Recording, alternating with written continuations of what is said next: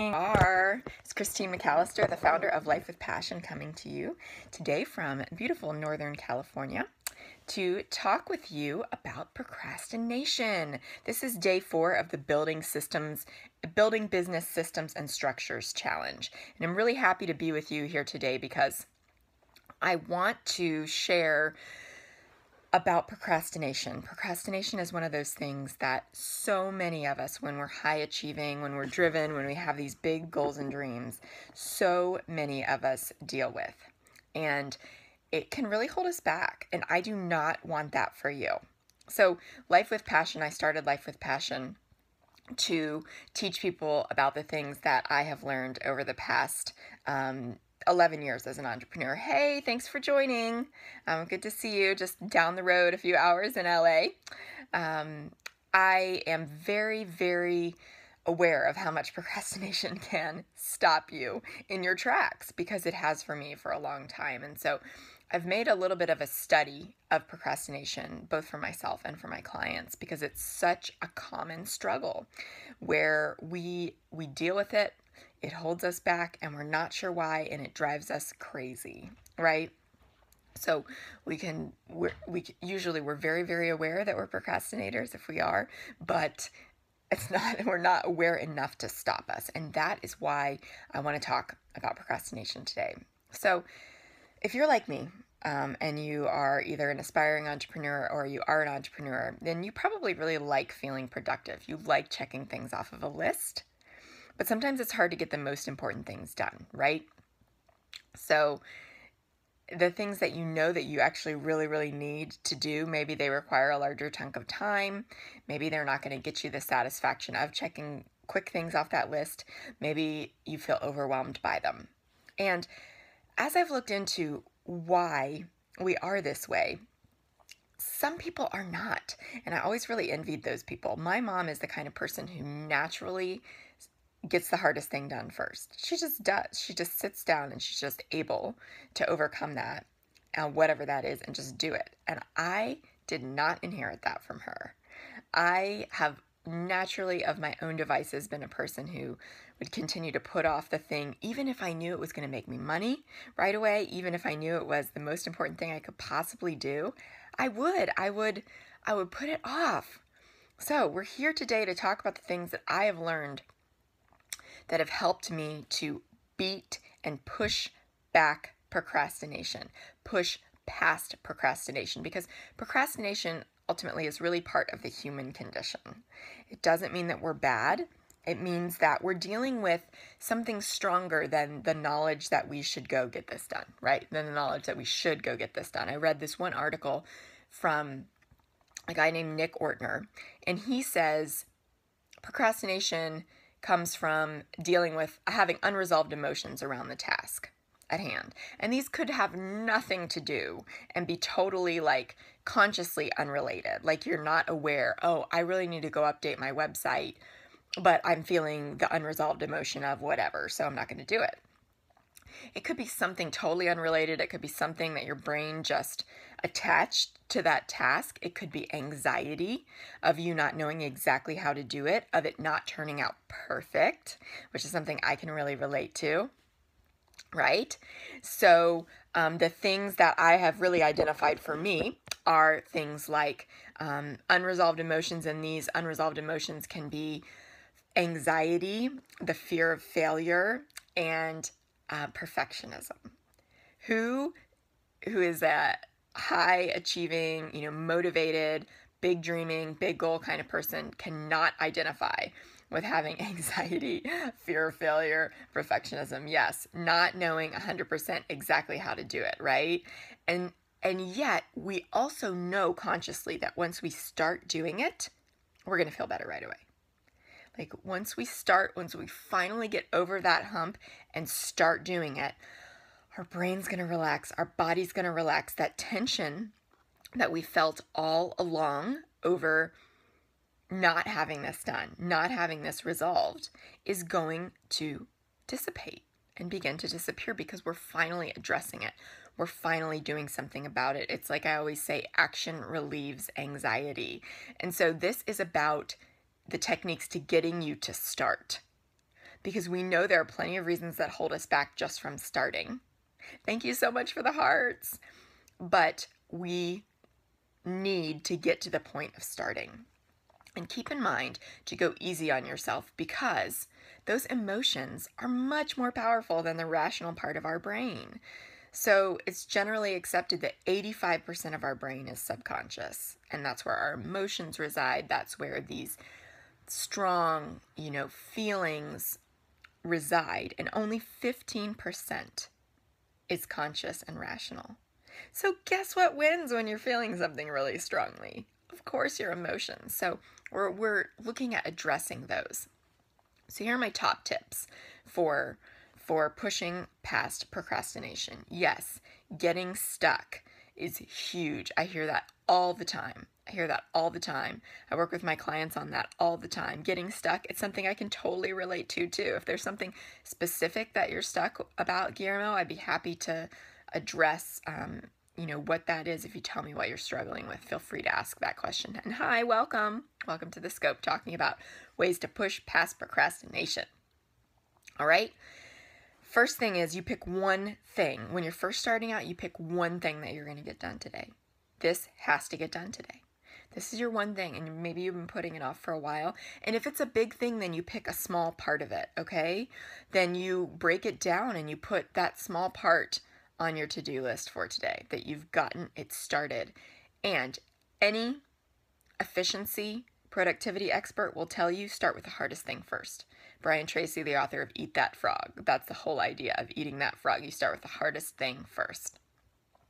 If you can master doing the hardest thing first and doing one thing that needs to be done today instead of 19 things that don't have to be done today but will allow you to check stuff off your list, that will make you a master of productivity. You have several priorities, you agonize and do none, right? So you stay stuck. Okay, so is there one that would feel the best to get done, either because the reward would be the greatest? Like you can see, this is going to either relieve your anxiety around it, or it's going to make you money directly the quickest. It's going to reward you, or it's just been hanging around so damn long that you're just ready to check it off the list and like trash it. I would go internal and ask that question, like which one is just driving you the most crazy that you haven't gotten done? Chances are there's something that you're agonizing over the most. It just feels the most overwhelming. And that's where I would start, because we do spend so much time agonizing and worrying about the things we haven't gotten done. And what if you were able to take that energy and that time into moving forward, right? Because this is a waste of time, but we do it. It's very common. So if all of your priorities are the same, then you just need to pick one. You just need to pick one. You just need to start. You just need to commit and say, this is where I'm starting today. Draw a line in the sand for the sake of your dreams, for the sake of your priorities, for the sake of your not feeling this way anymore, right? You're going to do something different so that you get different results. So you pick one thing.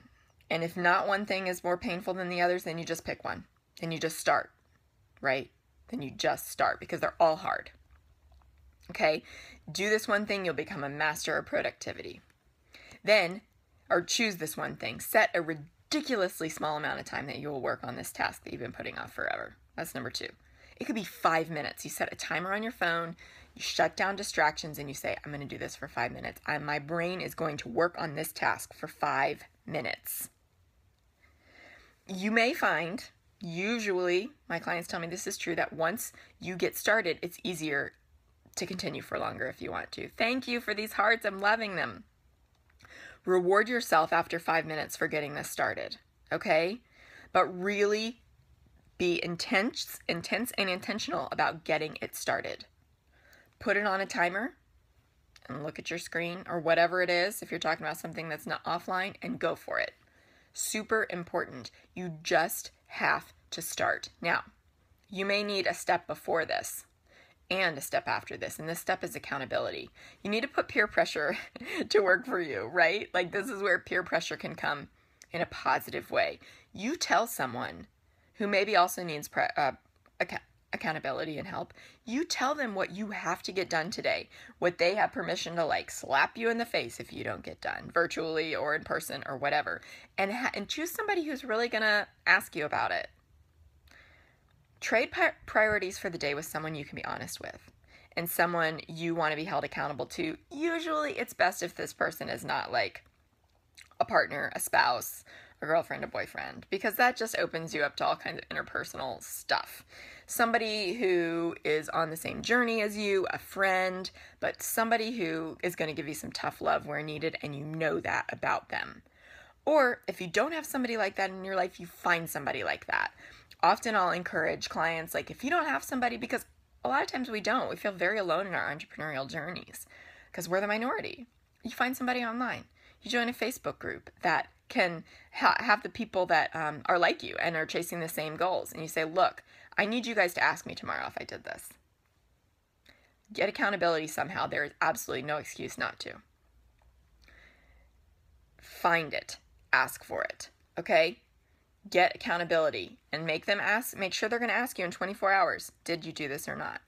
Next, manage your environment, both digital and physical. So for digital, there are apps. A lot of us don't have the self-discipline to shut down every tab and just work on this one thing, or to turn off the like wireless on our computer. But here's the thing. Every productivity expert tells you multitasking is a terrible idea. Most of us do it, but solo tasking is the way to get stuff done at your highest level of productivity, of creativity, of energy. So download a free, web browser blocker or whatever you need. There are tons of them out there. Manage your digital environment so that you can focus for those 5 minutes or whatever it is. Manage your physical environment. Sometimes I need to get, I have a home office. I need to get out of the house. And to get out of the house, I need to go to a place where I'm surrounded by other people who are working, or I'm just surrounded by a different energy. So I might go to a coffee shop. I might go to a place where other people are working on their projects. And, I'm not going to get distracted and talk to someone. I'm not going to get distracted and throw a ball for my dogs. I'm in a different environment. I've taken myself out of my normal environment in order to focus on getting this one thing done, breaking out of my routine. So manage your digital and physical environments. And then the other thing is, this is kind of for keeping track of things in general, keeping track of your priorities and having something outside of you to look at. You could consider using a project management system. My team and I use Basecamp, which is great for collaborating. Other ones that I have colleagues use and recommend are Trello, Teamwork, and Asana.com, which is free. Some of these others may be as well. Basecamp is not free, but we're happy to pay because of how well it organizes our stuff. So consider using a project management system and doing a brain dump of all of the things that are in your head that you know you need to do that you've been putting off, because it does waste a lot of energy for your brain to have to keep track of all that stuff. If you get it out of your head, then you are, one step closer to achieving that optimal energy for getting this stuff done. Because right now, if you're procrastinating, your brain is just weighed down. It's weighed down with guilt. It's weighed down with shame. It's weighed down with stress. It's weighed down with trying to keep track of everything you've been procrastinating on and that you put off. So getting it out of your head and having it out on paper, then it's like it's a thing outside of you. A thing on paper or a thing in a project management system like I mentioned. So these programs can be huge for you getting stuff done. I also use Google Calendar pretty religiously, and I schedule in what time I'm going to get these tasks done. So if I'm going to give 30 minutes to a task I've been putting off forever, I put it on the calendar. That's all I'm going to do at that time. I block schedule my tasks and my time so that I don't look at the calendar every morning and go, oh, I have a day, I have 6 hours of time I'm not in meetings. What am I going to get done? And then I look up at the end of the day and I'm like, what did I do with those 6 hours? I can look and schedule out and have something outside of me remind me what I'm supposed to be doing. So today's challenge is to pick one thing and that you're going to get done, or that you're going to start, and to choose one of these prompts or tools, techniques that I've shared to get it done. So to pick one thing, set a small amount of time to work on it, put a timer on your phone, shut your distractions down, get out to a different environment, get some accountability to follow up on it. If you want to tell me here what you're going to do and then check back in tomorrow, awesome, you can watch the replay, Guillermo, too, if you want to. I'm glad this is helpful for you and that you needed to hear it. And then consider using a project management system. That's the last thing. So choose your one thing today. Know how much better you're going to feel on the other side, even though you're just telling yourself that now. That is encouragement. Choose your one thing, set a small timer for it, put it out there to somebody other than you who's going to ask you if you got it done or if you got started on it, if you made good on your commitment, if you're a person of your word, of integrity. Start building that trust in yourself that you're going to get it done. And clear out the distractions. Do whatever you have to do, even if it feels over the top, to get this done. Because the thing is, if you knew how to do this and you were going to do it naturally, you would have done it already. But you have to start building this muscle of getting it done, of figuring it out, of building the trust and belief in yourself that you can and that you will. All right? That's the challenge for today. That's the conversation around procrastination. My name's Christine McAllister. I'm the founder of Life with Passion. I help people quit their jobs and build the businesses of their dreams, and you're in the middle of a 5-day challenge this week, building business systems and structures. The others are available on Catch if you want to watch them. And send me an email with any questions, info@lifewithpassion.com. You can find me online. There's a link also to my contact form in my profile. I hope to see you back here again tomorrow, same time, to talk about day 5 of this challenge. See you then. Bye.